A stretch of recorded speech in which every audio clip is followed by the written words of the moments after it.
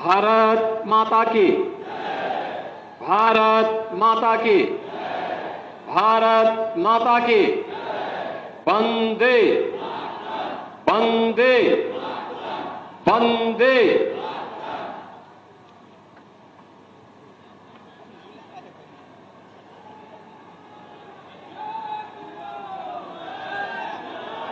प्रथम स्वातंत्र समर के महान योद्धा राजा नरपत सिंह की इस पावन धरा पर उनके विजय उत्सव कार्यक्रम में आज के समारोह में उपस्थित जनपद हरदोई से ही लोकप्रिय विधायक और प्रदेश सरकार में मंत्रिमंडल के मेरे सहयोगी श्री नितिन अग्रवाल जी, जनपद के प्रभारी मंत्री श्री दयाशंकर सिंह जी, उत्तर प्रदेश सरकार की मंत्री और विधायक श्रीमती रजनी तिवारी जी, माननीय सांसद जयप्रकाश रावत जी, माननीय सांसद श्री अशोक रावत जी, जिला पंचायत अध्यक्ष श्रीमती प्रेमावती जी, जिला पंचायत अध्यक्ष उन्नाव श्रीमती शगुन सिंह जी, लोकप्रिय स्थानीय विधायक श्री आशीष सिंह आसू जी, माननीय विधायकगण श्री मानवेंद्र सिंह जी, श्रीमती अलका सिंह अर्कवंशी जी, श्री श्याम प्रकाश जी, विधान परिषद के माननीय सदस्य श्री अशोक अग्रवाल जी, इंजीनियर अवनीश कुमार सिंह जी, भारतीय जनता पार्टी के जिला के अध्यक्ष श्री अजीत सिंह बब्बन जी, आज के समारोह के साक्षी बन रहे हरदोई जनपद से जुड़े हुए सभी उपस्थित बहनों और भाइयों, मैं सबसे पहले देश के प्रथम स्वातंत्र समर के अमर सेनानी, भारत माता के महान सपूत राजा नरपत सिंह की इस पावन धरा को नमन करते हुए आप सभी को इस विजय उत्सव की हृदय से बधाई देने के लिए मैं आपके बीच आया हूं और इसके लिए आप सभी का हरदोई वासियों का अभिनंदन करता हूं। बहनों और भाइयों, ये मेरा सौभाग्य है कि जिनके शौर्य और पराक्रम के कारण आज हम सब स्वतंत्रता का उपभोग कर पा रहे हैं, अपने विकास की योजनाओं को आगे बढ़ा पा रहे हैं। उन महान स्वतंत्रता संग्राम सेनानियों का स्मरण इस प्रकार के विजय उत्सव के माध्यम से हमें करने का सौभाग्य प्राप्त हो रहा है।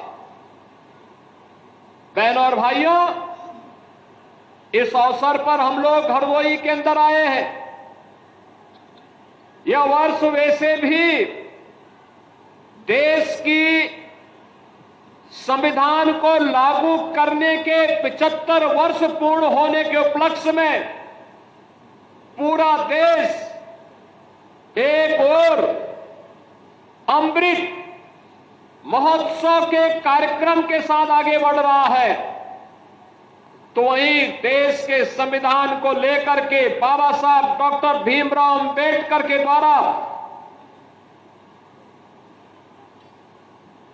जिस कार्य योजना के साथ देश के संविधान का निर्माण किया गया था और संविधान के प्रति सर्वोच्च सम्मान व्यक्त करते हुए एक भारत श्रेष्ठ भारत के निर्माण के इस कार्यक्रम के साथ जुड़ने का सौभाग्य हम सबको प्राप्त हो रहा है। बहनों और भाइयों, दुनिया के अंदर अगर आज भारत सबसे बड़ा लोकतंत्र है तो भारत के संविधान के कारण, बाबा साहब डॉक्टर भीमराव अंबेडकर के द्वारा दिए गए संविधान के कारण उत्तर से लेकर दक्षिण तक, पूरब से पश्चिम तक 140 करोड़ का भारतीय एक भारत श्रेष्ठ भारत के निर्माण के साथ अब विकसित भारत की परिकल्पना को प्रधानमंत्री मोदी जी के नेतृत्व में आगे बढ़ाने के लिए प्रतिबद्ध दिखाई दे रहा है। बहनों और भाइयों, लेकिन आज जिस गौरव की अनुभूति हर भारतवासी कर पा रहा है, आज जिस अनुभूति का एहसास हम हरदोई में बैठ करके कर पा रहे हैं, जिन विकास की नई नई योजनाओं का लाभ हम लोग ले पा रहे हैं और जिन नई योजनाओं के प्रस्ताव हम अपने माननीय जनप्रतिनिधियों के माध्यम से शासन तक पहुंचा रहे हैं, यह 1947 के पहले संभव नहीं था। गुलामी के कालखंड में यह संभव नहीं था। विकास नहीं था, गरीबी थी, अव्यवस्था थी, भूखमरी थी, रोजगार का अभाव था, लोगों को प्लान करने के लिए अकाल का शिकार होने के लिए मजबूर होना पड़ता था।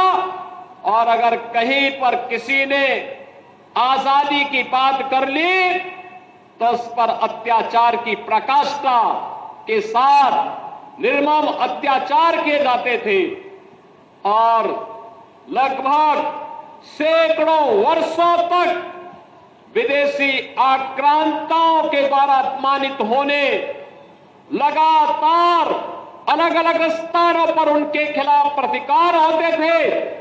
लेकिन सामूहिक रूप से यह लड़ाई पूरा भारत एकजुट होकर के लड़े, यह दृश्य कम देखने को मिलता था। 1857 का प्रथम स्वतंत्र समर पूरे देश को एकजुट होकर के लड़ने के लिए एक नया उत्साह और एक नए उमंग के साथ आगे बढ़ता हुआ दिखाई दिया है। बहनों और भाइयों, मंगल पांडे के द्वारा बैरकपुर में किए गए शुरू किया गया अभियान कहीं मेरठ के अंदर, कहीं झांसी के अंदर, कहीं बिठूर के अंदर, कहीं बलिया और गोरखपुर के अंदर, कहीं लखनऊ के अंदर और कहीं पे राजा नरपत सिंह के नेतृत्व में हरदोई के अंदर यह अभियान आगे बढ़ा। याद करिए क्या जज्बा था। जिससे पूछो, जहां पूछो, मंगल पांडे से जब पूछा गया था कि आखिर तुम तो ब्रिटिश सेना के हिस्से हो, क्यों आजादी की बात करते हो, उन्होंने कहा रखो अपनी नौकरी, मेरा देश स्वतंत्र होना चाहिए, भारत माता की आन मान और शान की रक्षा होनी चाहिए। रानी लक्ष्मीबाई से पूछा गया, रानी लक्ष्मीबाई से कहा गया कि केवल एक बार कह लो ना कि हम तो विदेशी हुकूमत के साथ मिलकर के काम करने को तैयार हैं, उनकी झांसी सुरक्षित रह जाएगी। उन्होंने कहा नहीं, झांसी भी सुरक्षित रहेगी और भारत स्वतंत्र होकर के रहेगा, हरगिज अपनी झांसी नहीं दूंगी।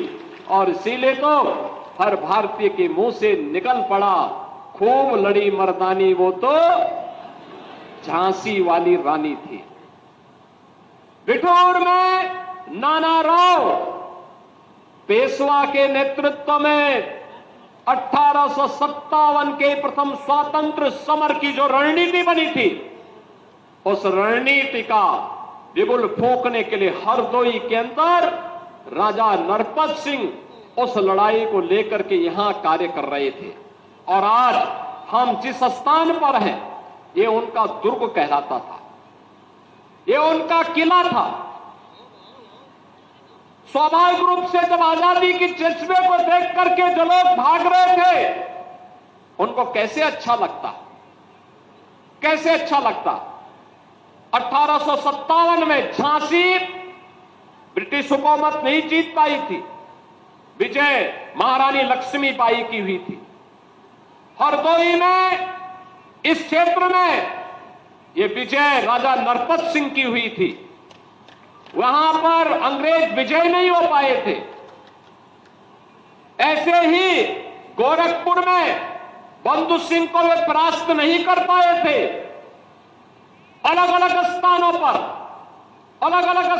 पर जहां पर भी ये स्वातंत्र समर एकजुट होकर के नानाराव पेशवा के रणनीति के तहत आगे बढ़ा, वहां पर भारत के लोग जीते थे।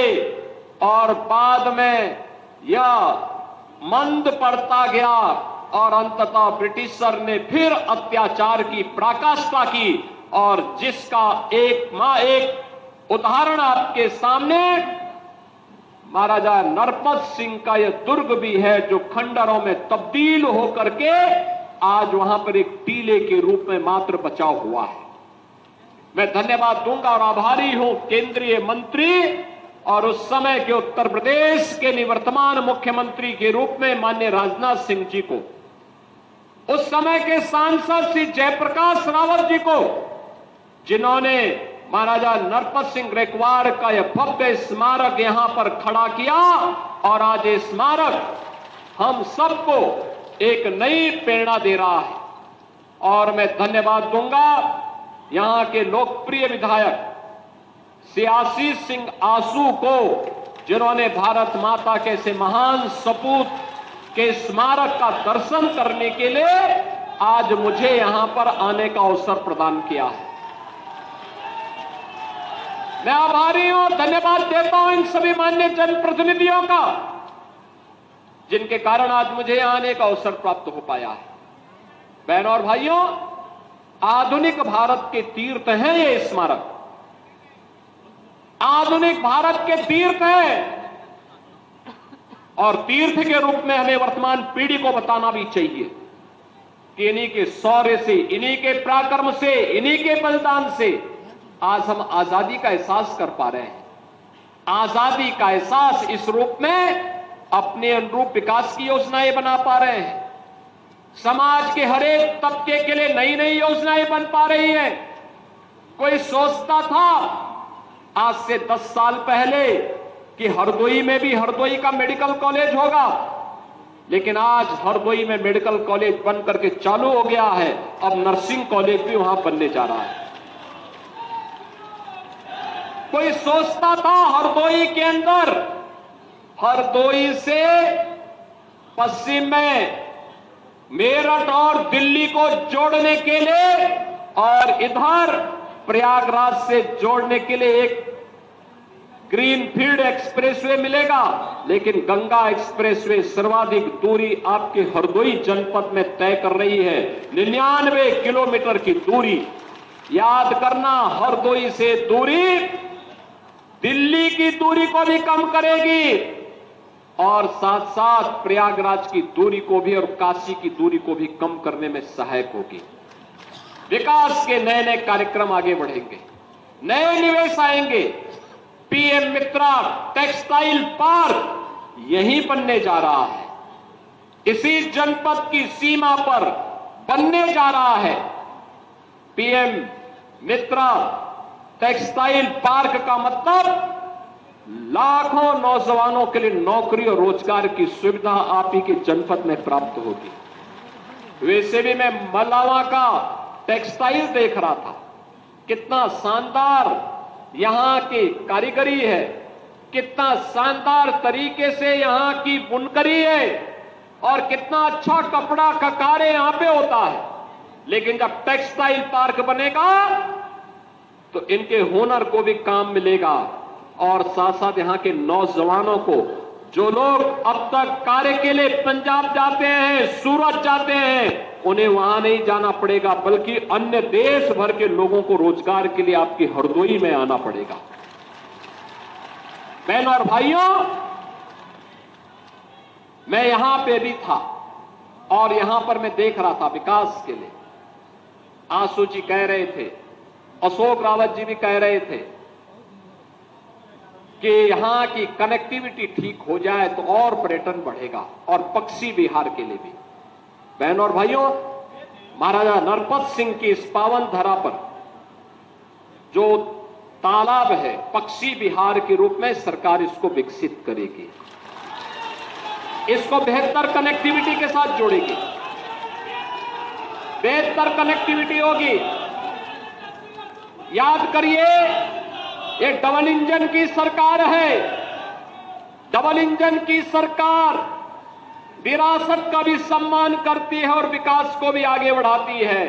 और विरासत और विकास का यह अद्भुत संगम आपने भी देखा होगा प्रयागराज महाकुंभ के अवसर पर। देखा ना, उत्तर प्रदेश की सामर्थ्य दुनिया देख रही थी। 66 करोड़ से अधिक श्रद्धालु देश भर से आ जाए। जो लोग कहते हैं भारत के बारे में कि भारत में लोग गंदे रहते हैं, जो लोग कहते हैं, जो लोग बदनाम करते थे हमें कि हम जाति के नाम पर बटे हैं, क्षेत्र के नाम पर बटे हैं, भाषा के नाम पर बटे हैं, तमाम वादों के आधार पर बड़े हैं, इनकी आंखों को खोलने के लिए महाकुंभ पर्याप्त है। ये लोग जाकर के देखें, एक ही संगम की त्रिवेणी में हर जाति के लोग, हर क्षेत्र के लोग, हर भाषा के लोग एक ही साथ स्नान करते थे। कोई भेद नहीं था, न जाति का भेद था, न क्षेत्र का भेद था, न भाषा का भेद था, न संप्रदाय का भेद था। एक भारत श्रेष्ठ भारत का इतना अच्छा उदाहरण अन्यत्र देखने को नहीं मिलेगा। मां गंगा का आशीर्वाद भी मिला, मां यमुना का आशीर्वाद भी मिला, मां सरस्वती का आशीर्वाद भी मिला, और जो आया अभिभूत होकर के गया। याद करिए, भारत से तो लोग आए ही, दुनिया के 100 से अधिक देशों के लोग भी आए।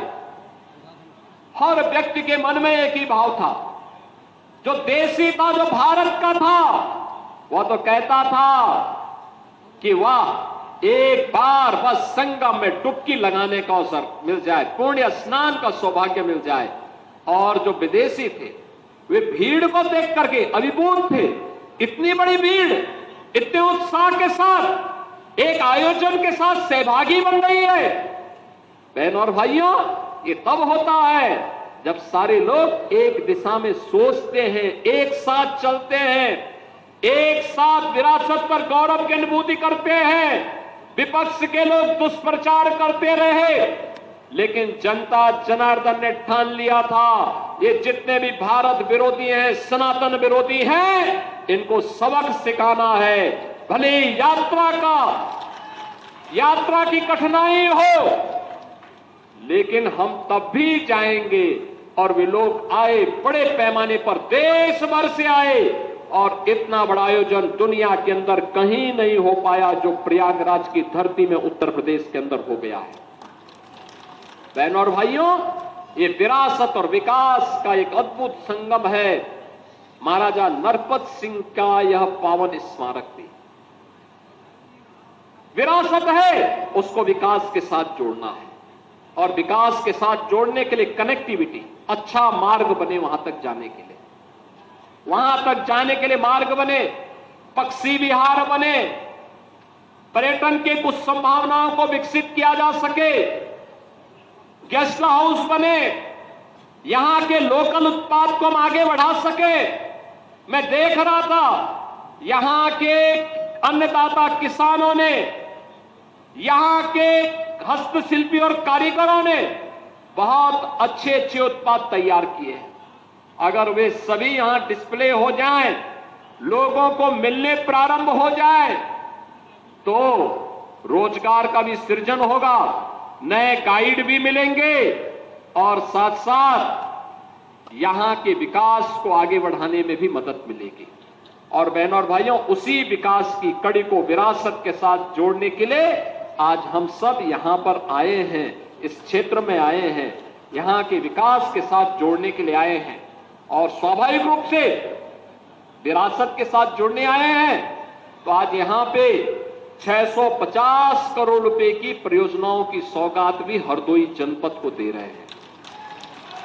ये विकास के विभिन्न प्रकार की योजनाएं हैं, ये कनेक्टिविटी की भी है, शिक्षा की भी है, स्वास्थ्य की भी है, पेयजल की भी है, आम जन से जुड़े हुए जीवन के प्रत्येक क्षेत्र में व्यापक परिवर्तन का आधार बनाने वाली योजनाएं हैं।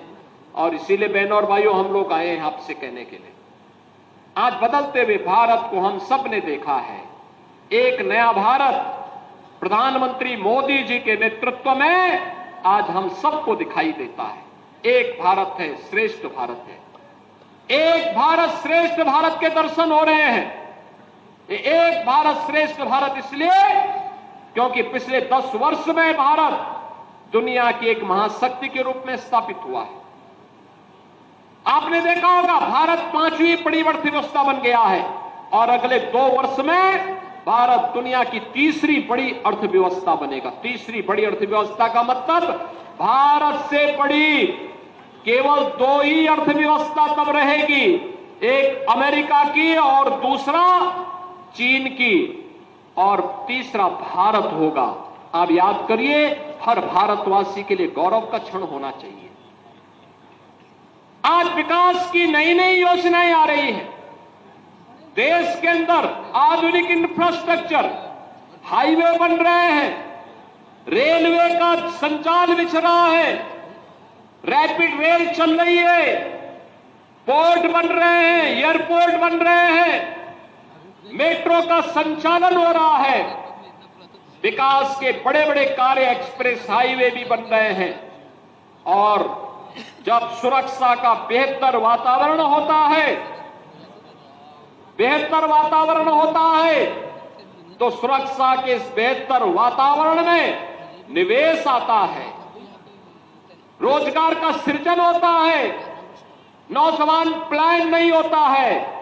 सुरक्षा के इस बेहतर वातावरण के साथ जुड़ करके आज हम सब लोग आगे बढ़ रहे हैं। आप याद करिए, 2017 के पहले के उत्तर प्रदेश को हर दूसरे तीसरे दिन दंगा होता था। बहनों और भाइयों, इन दंगाइयों का उपचार ही डंडा है। बिना डंडे के मानेंगे नहीं। आप देख रहे होंगे, बंगाल जल रहा है, वहां की मुख्यमंत्री चुप है, दंगाइयों को शांति दूत कहती है। अरे लातों के भूत बातों से कहां मानने वाले हैं। लेकिन सेकुलरिज्म के नाम पर इन लोगों ने दंगाइयों को दंगा करने की पूरी छूट दे रखी है। पूरा मुर्शिदाबाद पिछले 1 सप्ताह से चल रहा है, सरकार मौन है। बहनों और भाइयों, इस प्रकार की अराजकता पे लगाम लगनी चाहिए और मैं धन्यवाद दूंगा इस बात के लिए वहां की माननीय न्यायालय को, जिन्होंने वहां पर केंद्रीय बलों की तैनाती करके वहां के अल्पसंख्यक हिंदुओं की सुरक्षा की व्यवस्था करने के लिए कदम उठाया है और आज केंद्रीय बल वहां पर तैनात है। आपने वहां की पीड़ा सुनी होगी। सब लोग मौन है, कांग्रेस मौन है मुर्शिदाबाद के दंगों पर, कांग्रेस मौन है, समाजवादी पार्टी मौन है, टीएमसी मौन है। वे धमकी पे धमकी दिए जा रहे हैं, समर्थन कर रहे हैं। बांग्लादेश के अंदर जो हुआ था उसका समर्थन कर रहे हैं बड़ी बेशर्मी के साथ। अगर उन्हें बांग्लादेश अच्छा लगता है तो उनको बांग्लादेश ही जाना चाहिए। क्यों भारत की धरती पर बोझा बने हुए हो? क्यों भारत की धरती पे बोझा बने हुए हो? हम आभारी हैं प्रधानमंत्री मोदी जी के और गृह मंत्री अमित शाह जी के, जिन्होंने वक्फ संशोधन अधिनियम को पारित करके गरीबों की जमीनों पर, सार्वजनिक जमीनों पर पड़ने वाली डकैती पर लगाम लगाने का काम इस अधिनियम, संशोधन अधिनियम के माध्यम से पारित किया है। अब ये जमीन जो वापस आएगी, बहनों और भाइयों, इसमें हॉस्पिटल बनेंगे, इनमें गरीबों के लिए मकान बनेंगे, हाई राइज बिल्डिंग बनेगी, यहां पर स्कूल बनेंगे, विश्वविद्यालय बनेंगे, निवेश के लिए लैंड बैंक बनेगा। लेकिन किसी को जमीन पर कब्जा करके गुंडागिर्दी करने की छूट अब नहीं मिलेगी। इसलिए लोग परेशान हैं, क्योंकि जमीन के नाम पर जो लूट थी वह रुकने वाली है और उसलिए इन लोगों को परेशानी है। परेशानी इस बात को लेकर के कि अब गुर्गे खाली हो जाएंगे, तो पहले जो जनता को लूटते थे, इनको अब भय है कि इनके द्वारा पाले गए गुर्गे कहीं भस्मासुर हुए तो कहीं अब इन्हीं को न लूटने लग जाएं। इनके द्वारा अकूत संपत्ति जो अर्जित की गई है उसी पर डकैती न डालने लग जाए।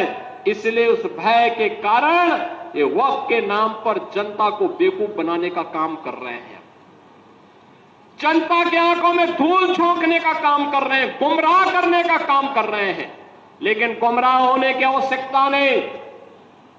हमें देश के संविधान पर, बाबा साहब भीमराव अंबेडकर के द्वारा बनाए गए संविधान पर विश्वास करना है, विकास की प्रक्रिया के साथ जुड़ना है और विकास की प्रक्रिया का ही परिणाम है। मैं देख रहा था हरदोई के अंदर, हरदोई जनपद में प्रधानमंत्री आवास योजना और मुख्यमंत्री आवास योजना में 1,15,000 परिवारों को एक एक आवास प्राप्त हुआ है। अनुमान करिए इतने गरीब परिवारों को इससे पहले की सरकारें क्या कर रही थी 75 वर्षों तक, 70-75 वर्षों तक कर क्या रहे थे। लेकिन गरीब को आवास नहीं दे पाए थे, शौचालय नहीं दे पाए थे, उनको कोई सुविधा नहीं दे पाए थे। आयुष्मान का कार्ड मैं भी देख रहा था, आयुष्मान का कार्ड जब मिल रहा था उत्तर प्रदेश के अंदर 10 करोड़ लोग आयुष्मान भारत की सुविधा का लाभ ले रहे हैं। और मैं भी देख रहा था एक बहन जी को जब उन्हें आयुष्मान का कार्ड मिला, उनके चेहरे पर एक नई चमक थी कि अगर कभी दुर्भाग्य से कोई बीमार हुआ परिवार में, ये कार्ड उसमें उनका संबल बनेगा। लेकिन इससे पहले क्या कर रहे थे, पिछली सरकारें कर क्या रही थी, क्या कांग्रेस कर रही थी 60 वर्षों तक, क्या समाजवादी पार्टी कर रही थी जब कई बार उन्हें सरकार बनाने का अवसर प्राप्त हुआ। इसका मतलब इनको विकास से कोई मतलब नहीं था, ये प्रदेश में केवल अपने परिवार का विकास करने के लिए आए थे, इनको जनता जनार्दन के विकास से कोई मतलब नहीं था। और आज तो विकास भी है और विरासत भी है। गरीब को राशन मिल रहा है, नौजवान को नौकरी और रोजगार मिल रहा है, अन्नदाता किसान को किसान सम्मान निधि का लाभ मिल रहा है, महिलाओं को लखपति दीदी की जैसी योजनाओं के साथ जोड़ने का काम किया जा रहा है। आत्मनिर्भर भारत के लिए प्रधानमंत्री जी ने कुछ बातें कही हैं। विकसित भारत की परिकल्पना को साकार करने के लिए आत्मनिर्भर बनना पड़ेगा, महिलाओं को विकास के साथ अधिक से अधिक भागीदार बनाना पड़ेगा, नौजवानों को उनके स्केल को स्पीड और स्किल के साथ जोड़ने की कार्रवाई के साथ आगे बढ़ना पड़ेगा। और अगर हम कर पाएंगे तो 2047 में भारत को दुनिया की सबसे बड़ी ताकत बनने से कोई रोक नहीं सकता है। और यही तो सपना था देश की आजादी के इन अमर सेनानियों का, यही सपना था, यही तो पंडित राम प्रसाद बिस्मिल कहते थे, यही तो कहते थे कि तेरा वैभव अमर रहे मां, हम दिन चार रहे न रहे। यही तो चंद्रशेखर आजाद कहते थे, यही तो ठाकुर रोशन सिंह कहते थे और यही अस्फाउल्लाह खां कहते थे। बहनों और भाइयों, अमर सेनानियों का यही